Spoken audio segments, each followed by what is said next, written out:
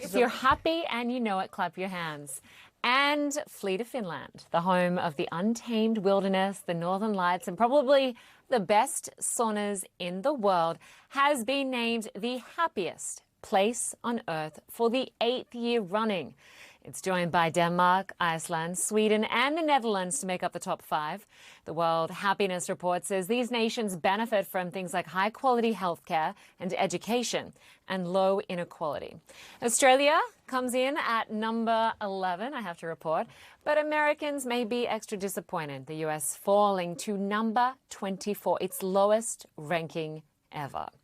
Well, Michael Plan is one of the report's co-authors. He's also the founder of the Happier Lives Institute, a non-profit research organization. Good to have you with us. Happy Happiness Day. Happy to have you. So Finland topped the list yet again. What can we all learn from Finland? Well, so the reason that the Finns keep topping the list is because they're doing a number of things well. So there are 6 factors which go into explaining why some countries are happier than others. And the Finns, they've got a high GDP, healthy life expectancy, the trust in society is high, you can really count on others, there's a sense of freedom, generosity, and there's a very low corruption. So these things together are kind of what combine to make Finland, let's say, an easy place to feel like your life is going well. And no surprise that a lot of its neighbouring countries, other Nordic countries, are also up there in the top 10. Yeah, there's a bit of a theme there. The Nordics are doing something right, and there's perhaps 1 or 2 things we could learn from them. Yeah, exactly. But sadly, I'm here in the US where it slipped to 24. Huge drop from a decade ago when it was ranked 11th. What's gone wrong? Well, so I mean, a bonus is that the special relationship continues. The UK is we are just 1 place ahead of you, and both countries have been seeing a slide over the last 12 years since records began. In the US, the slide is about twice as big as it is in the UK, so there is a kind of a steady decline. And the kind of the story here is a bit of a reduction in trust, greater amounts of social isolation. So the World Happiness Report is kind of, it's well known for its rankings, but they also try and talk about happiness more generally.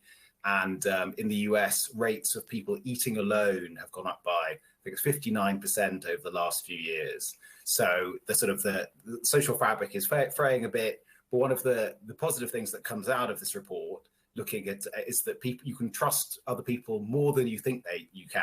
And this relates to studies looking at wallet drops. So people are about twice as likely to return your wallet as you think they are. Wow. So kind of a message here is that we should be reaching out to other people. We should be trying to eat with them and kind of restore and bolster those social bonds. Yeah, but as you pointed out, loneliness also on the rise. In terms of population size of nations and generational gaps, what else stood out to you? So the bigger story, which actually came out of last year's Happiness Report and really explains what's going on, is the differences in age groups. So if you're an elderly person in the US, actually you're quite satisfied with life. But what's been happening is that young people's life satisfaction has been going down. And actually the US hasn't changed enormously, but it's really dropped down the rankings quite a bit because young people have been getting happier in other bits of the world. So in Central and Eastern Europe, young people are getting more satisfied with life, and that's what's driving their rise and pushing them up the rankings. So this kind of story of, is it all social media, doesn't quite seem to work because presumably people have phones, in Poland as well. And nations with smaller populations seem to be doing better. Is that a factor? That is right. I don't quite know why that is, but yes, it seems to be big countries which are becoming less happy rather than smaller countries. But stay tuned for someone else to work out the answer to that research question. So 30 seconds left. What can we all do to improve our happiness? Okay. Well, one thing you can do is you can give to charity. So this is the chapter that my team and I produced in the World Happiness Report. So we did it's good for your happiness, and you can do a huge amount to help other people as well. So we did the first ever global comparisons of how much happy charities produce with your money. So all of this happiness cost effectiveness work has only been done the last 5 years. It's really new.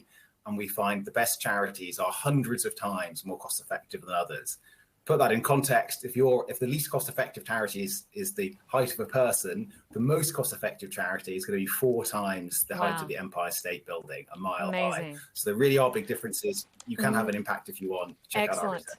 Good advice, Michael Plant. Thanks so much. We've got to leave it there. And thanks to everyone joining us. I'm Linda Kincaid. Stay with CNN. Much more news next.